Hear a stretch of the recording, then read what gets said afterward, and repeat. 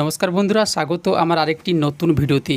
আপনি যদি একজন ভোটার হয়ে থাকেন তাহলে এই ভিডিওটি অবশ্যই আপনার দেখার প্রয়োজন রয়েছে, কারণ আপনি যাকে ভোট দিচ্ছেন বা দেবেন আপনার পছন্দ প্রার্থীকে তার বিষয়ে জানার আপনার অধিকার রয়েছে।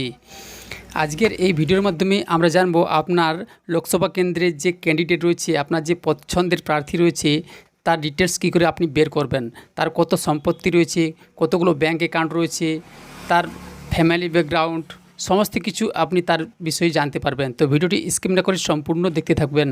এই ভিডিওটি খুবই ইন্টারেস্টিং হতে চলেছে, কারণ আপনি যাকে ভোট দিচ্ছেন বা দিবেন তার বিষয়ে আপনার জানার অধিকার রয়েছে। এখানে আপনাদের বলে রাখি, একজন ক্যান্ডিডেট ইলেকশন কমিশনকে আগে জানাতে হয় অ্যাফিডেভিট দিয়ে যে তার কী কী কেস রয়েছে, কী কী কতগুলো সম্পত্তি রয়েছে, কত পরিমাণ সম্পত্তি রয়েছে, পুরো ডিটেলস আগে ইলেকশন কমিশন অফ ইন্ডিয়াকে জানাতে হয় অ্যাফিডেভিট দিয়ে, তারপরেই তিনি নমিনেশন করতে পারে। তো ভিডিওটি স্কিপ না করে সম্পূর্ণ দেখতে থাকুন। পুরো ডিটেলস এই ভিডিওর মাধ্যমে আপনি জানতে পারবেন, আপনার মোবাইল দিয়ে আপনি দেখতে পারবেন তার কতগুলো সম্পত্তি রয়েছে। তো ভিডিওটি স্কিপ না করে সম্পূর্ণ দেখতে থাকুন। প্রথমে আপনাকে এই যে ওয়েবসাইট রয়েছে এই ওয়েবসাইটে আপনাকে আসতে হবে www.eci.gov.in। এই ওয়েবসাইটে আসার পর যদি এরকম 404 মেসেজ আসে তাহলে ব্যাক টু যে হোম বোতামটি রয়েছে এখানে ক্লিক করবেন। এখানে ক্লিক করলেই ইলেকশন কমিশন অফ ইন্ডিয়ার যে অফিসিয়াল ওয়েবসাইট এই ওয়েবসাইটে চলে আসবে। আপনাদের বলে রাখি, ইলেকশন কমিশন অফ ইন্ডিয়ার অনেকগুলো ওয়েবসাইট রয়েছে। এখান থেকে কিন্তু আপনি ভোটার কার্ড রেজিস্ট্রেশন করতে পারবেন না, নতুন ভোটার কার্ডের জন্য আবেদন করতে পারবেন না। তো একটি স্ক্রল ডাউন করবেন, স্ক্রল ডাউন করলেই এখান থেকে অনেকগুলো অপশান আপনি পেয়ে যাবেন। দেখতে পাচ্ছেন নতুন যে পার্টি রয়েছে সেই পার্টি রেজিস্ট্রেশন করার জন্য এখানে অ্যাপ্লাই করতে হয়। পার্টির যে সিম্বল রয়েছে সেটি চেঞ্জ করতে পারেন। এখান থেকে দেখুন ই অ্যাফিডেভিট বলে একটি অপশান রয়েছে, এই ই অ্যাফিডেভিটে ক্লিক করবেন। এখানে ক্লিক করলে একটি নতুন উইন্ডোজ আপনার সামনে ওপেন হয়ে যাবে। অ্যাফিডেভিট পোর্টাল বলে একটি লিঙ্ক রয়েছে, এই লিঙ্কে আপনি চলে আসবেন। এখান থেকে একটু স্ক্রল ডাউন করবেন, স্ক্রল ডাউন করলেই দেখতে পাচ্ছেন যে প্রথম লিঙ্ক একটি রয়েছে, link to access the portal. এই যে প্রথম লিঙ্ক রয়েছে এইখানে আপনাকে ক্লিক করতে হবে। তো সিম্পলি এখানে ক্লিক করে দেবেন। এখানে ক্লিক করলেই দেখুন জেনারেল ইলেকশন 2024 বলে একটি অপশান রয়েছে, ঠিক আছে। তার উপরে দেখুন লেখা রয়েছে ক্যান্ডিডেট অ্যাফিডেভিট ম্যানেজমেন্ট। এখানে শুধুমাত্র ক্যান্ডিডেটের অ্যাফিডেভিট, তার ডিটেলস সেটি এখান থেকে দেখতে পারবেন। তো দেখুন পুরো অল ইন্ডিয়াতে কতগুলো ক্যান্ডিডেট রয়েছে। এই যে জেনারেল ইলেকশন চলছে 2024-এর, কতগুলো ক্যান্ডিডেট রয়েছে, কতগুলো অ্যাকসেপ্ট হয়েছে, কতগুলো রিজেক্ট হয়েছে এবং কতগুলো ক্যান্ডিডেট তার নমিনেশন উইথড্রল করেছে সেটি আপনি পেয়ে যাচ্ছেন, এবং কতগুলো কন্টেস্টিং রয়েছে সেটিও আপনি পেয়ে যাচ্ছেন, ঠিক আছে। তো এটি হচ্ছে পুরো অল ইন্ডিয়ার। তাহলে আপনার যে পার্লামেন্ট কনস্টিটিউয়েন্সি রয়েছে তার ডিটেলস কী করে জানবেন? তো এর জন্য প্রথমে দেখুন সিলেক্ট স্টেট বলে যে অপশানটি রয়েছে, এখান থেকে আপনার স্টেট সিলেক্ট করতে হবে। এখান থেকে আপনি ওয়েস্ট বেঙ্গল সিলেক্ট করবেন।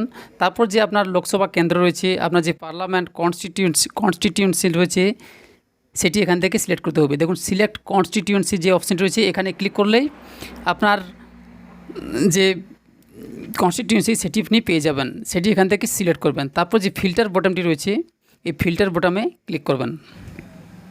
তো এখানে ক্লিক করলে আপনার যে লোকসভা কেন্দ্র রয়েছে সেই লোকসভা কেন্দ্রে কতগুলো ক্যান্ডিডেট রয়েছে সেটি আপনি পেয়ে যাচ্ছেন, কতগুলো অ্যাকসেপ্ট হয়েছে, রিজেক্ট হয়েছে এবং কটি ক্যান্ডিডেট তার নমিনেশন উইথড্রল করেছে সেটিও আপনি পেয়ে যাচ্ছেন। এখান থেকে আপনি সার্চ বা নেম অপশান যে বটনটি রয়েছে এখানে ক্লিক করে আপনি নাম দিয়েও সার্চ করতে পারেন, যদি আপনার ক্যান্ডিডেটের নাম জানা থাকে তাহলে, ঠিক আছে। এখান থেকে আপনার কেন্দ্রের প্রার্থীর তালিকা আপনি পেয়ে যাবেন, পুরো ডিটেলস এখান থেকে আপনি পাবেন। বেসিক্যালি প্রথমে দেখুন পার্টির নাম রয়েছে, কোন পার্টি থেকে এই ক্যান্ডিডেট দাঁড়িয়েছে, তার যে স্ট্যাটাস সেই স্ট্যাটাস সেখান থেকে পেয়ে যাচ্ছেন। দেখুন এর যে স্ট্যাটাস রিজেক্ট লেখা রয়েছে এবং কোন কনস্টিটিউয়েন্সি সেটি পাশে লেখা রয়েছে, ঠিক আছে। তো চলুন আমি এমন একটি ক্যান্ডিডেটের ডিটেলস দেখতে চাই যার নমিনেশন অ্যাকসেপ্ট হয়েছে, এবং যে কমলা কালারের দেখতে পাচ্ছেন এগুলো উইথড্রল করেছে, এই প্রার্থী তার নমিনেশন উইথড্রল করে নিয়েছে। এই যে ভিউ মোর যে অপশান রয়েছে এখানে ক্লিক করবেন। এখানে ক্লিক করলেই কোন পার্টির হয়ে সেই ক্যান্ডিডেট দাঁড়িয়েছে তার নাম এবং কবে অ্যাফিডেভিট জমা দিয়েছে সেটিও আপনি পেয়ে যাচ্ছেন, ঠিক আছে। ক্যান্ডিডেটের যে পার্সোনাল ডিটেলস সেটিও আপনি পাচ্ছেন এখান থেকে, এবং তার যে অ্যাফিডেভিট সেটি দেখার জন্য এই যে ডাউনলোড অপশানটি রয়েছে এখানে ক্লিক করতে হবে। কতজন এই অ্যাফিডেভিট ডাউনলোড করেছে সেটি আপনি এখানে পেয়ে যাচ্ছেন ডাউনলোড কাউন্ট বলে, এবং অ্যাফিডেভিট আপলোড কত তারিখ করেছে ইলেকশন কমিশন অফ ইন্ডিয়া সেটিও আপনি পেয়ে যাচ্ছেন। তো সিম্পলি ডাউনলোড যে অপশানটি রয়েছে এখানে ক্লিক করবেন। অ্যাফিডেভিট একবার ডাউনলোড হয়ে গেলে আপনার পছন্দের প্রার্থীর পুরো ডিটেলস আপনি এখান থেকে পেয়ে যাবেন, এবং অবশ্যই এটি আপনাকে পড়া প্রয়োজন। তার নাম, ঠিকানা, ঠিক আছে, এমনকি তার pan card number, bank details, IFSC সহ তার ব্যাঙ্ক ডিটেলস পেয়ে যাবেন। তার কতগুলো ব্যাঙ্ক অ্যাকাউন্ট রয়েছে, তার কত টাকা রয়েছে, তার ফিনান্সিয়াল ইয়ারে কত, লাস্ট ফিনান্সিয়াল ইয়ারে কত টাকা তার রয়েছে সেটি আপনি দেখতে পাবেন।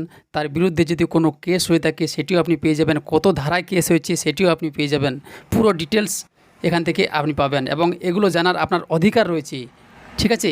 বেসিক্যালি এই জিনিসগুলো আপনি পাবেন না, বাইরে কোথা থেকেও পাবেন না। সে অ্যাফিডেভিট দিয়েছে, এবং এটি আমাদের ভারতের সংবিধানের নিয়ম।